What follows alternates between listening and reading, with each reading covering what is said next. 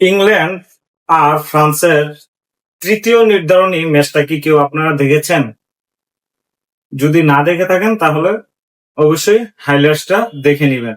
দেখেন, এমবাপ্পেকে কি অনেকটা সুবিধা দিয়েছে ফিফা বা রেফারি বা ইংল্যান্ড? আমার তো মনে হচ্ছে এমবাপ্পেকে অনেকটা সুবিধা দিয়ে দিয়েছে, কারণ যাতে মেসি গোল্ডেন বুটটা না পায়।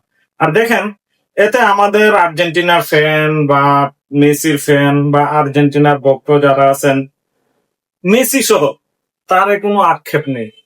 কারণ ওই একটা গোল্ডেন বল, এটার জন্য মেসির কিছু আসে যায় না।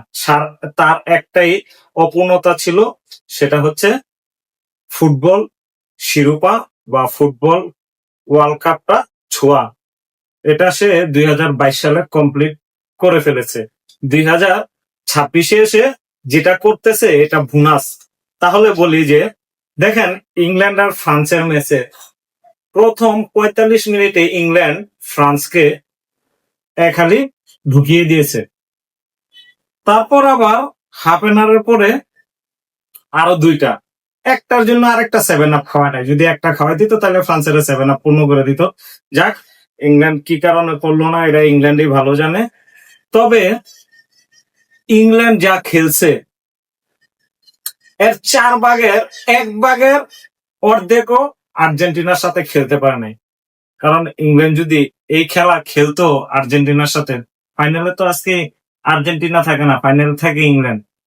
ও, হয়তো বা এই জায়গায় একটা হতেই পারে, কারণ যারা হেটার্স আছেন, ইংল্যান্ডের কোচ মেসির কাছ থেকে টাকা খাইতে পারে বা ফিফা মেসির কাছ থেকে টাকা খাইতে পারে। মেসির তো টাকার অভাব নাই।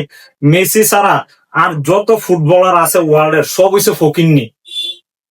এটা হইছে ব্রাজিল আর পর্তুগালের ফ্যান ফলোয়ার যারা আছে তাদের ভাষায়। একমাত্র দুনিয়ার ধনী প্লেয়ার মেসি, আর ধনী মানে ফুটবল ফেডারেশন আর্জেন্টিনা, আর বাকি সব ফকিন্নি তাদের ভাষ্য মতে, কারণ তারা টাকা দিয়ে সব সেট আপ দিতেছে। হুম এমনও বলে যে মেসি নাকি, হ্যাঁ, মেসির স্পন্সর এডিডাস, তো এডিডাস নাকি, তাহলে ভাই Cristiano Ronaldo, Neymar, Vini Junior, Messi তো বুড়ো হয়ে গেছে গা। এখন আছে কে? হল্যান্ড, তারপর হচ্ছে এমবাপ্পে। বাদ দেন, এমবাপ্পে আছে, তারপর হেরিকেন আছে, তারপর ইংল্যান্ডের আরেকটা সাকা আছে, বেলিংহাম আছে। ওদের কাছে যায় না কেন এডিডাস? আমি তো এই হিসাবটা বুঝি না। তারপর ব্রাজিলের ভিনি আছে, তারপর এনরিকে আছে, ওদের কাছে কেন যায় না? ওদের পক্ষপাতিত্ব নেয় না কেন এডিডাস? সব আবাল মার্কা কথাবার্তা। এই আবালেরা আইসা, এক ধরনের আবাল আইসা পুরা খেলার ইমেজটারি নষ্ট করে দিতেছে আবাল মার্কা কথাবার্তা বললা। আবাল গুলার জ্ঞান বুদ্ধি কোনোদিন হইব না, এমন আবালের আবাল এগুলা। হ্যাঁ, বড় টিম এক্সট্রা ফেসিলিটি পেয়ে থাকে, তো ইংল্যান্ড কি বড় টিম না? আর্জেন্টিনার তুলনায় তো ইংল্যান্ড বড় টিম। যাই হোক, দেখেন, এই জায়গায় আরেকটা কথা বলি। সাকা গত হ্যাটট্রিক করেছে ফ্রান্সের সাথে। সাকা যে হ্যাটট্রিকটা করছে, এই সাকাকে তো নামানোই হয় না আর্জেন্টিনার সাথে। কি কারণে নামানে? দেখেন, ইংল্যান্ড প্রথম হাফ এন আওয়ারে 4-0 আগে, এরপর কি করলো? ফ্রান্স দ্বিতীয় হাফ এন আওয়ারে 4টা দিয়ে দিল, এমবাপ্পে 2টা। এমবাপ্পে গোল্ডেন বলের দিক দিয়ে আগে গেছে।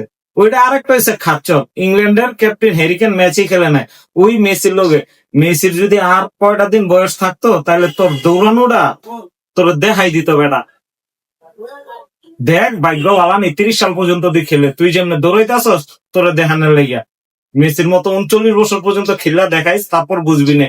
আর এটা যারা ওই আর্জেন্টিনার হেটার্স আছেন, এটা প্রত্যেকের জন্য এই বার্তাটা, 39 বছর পর্যন্ত খেলা লোক, এমবাপ্পে আয়োগ, হল্যান্ড আয়োগ, যারাই আয়োগ, বিনি আসুক, নেইমার আসুক, 39 বছর পর্যন্ত আসুক খেলতে। তারপর কটুক দম আছে দেখা যাবে। 39 বছর আইসা যে পারফর্ম দিতেছে, হম আসতে বললেন না, বাগনাই দেশে হিয়াল রাজা, এই অবস্থা হয়েছে, যাতা অবস্থা। 39 বছরের একটা লোক তার লোক যায় প্রতিযোগিতা করতেছে। আর এবার এখনো তোর কেনের যুগ হয়েছিস না, তোরা লগে প্রতিযোগিতা। 39 বছরে যে এমনি ফাইনালে লয়ে গেছে টিমটারে, একলা পারফরমেন্স ছাড়া তার কিচ্ছু নাই। এগুলা বাদ দিয়ে খেলাটাকে উপভোগ করেন, তাহলে ভালো হবে।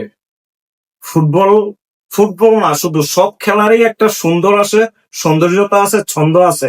এটারে উল্টা পাল্টা কথা বললে আপনারা নষ্ট করেন না।